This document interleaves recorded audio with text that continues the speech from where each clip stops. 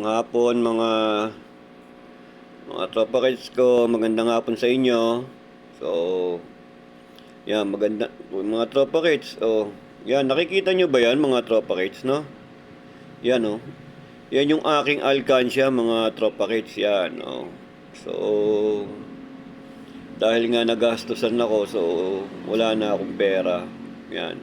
So binuksan ko na yung alkansya ko yan, pinabuksan ko na sa anak ko yan. Yan yung laman niya mga tropa kids. So kaya ko yan pinabuksan at kinuha ko yung laman is kasi wala na akong pera, no, naubusan na ako, no, dahil meron akong binayad namin sa kanina. So nagastos na namin. So ito ngayon kasi mga tropa kids, no.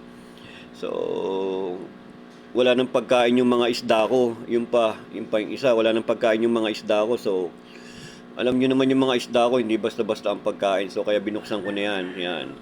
Tapos yung iba dyan is ibibili ko ng mga Tupperware at mga plastic para gagamitin sa pagpapadala ng mga isda sa inyo, mga tropa kids. Kaya binuksan ko yan kasi wala na akong budget. Yan, mga tropa kids. So yan.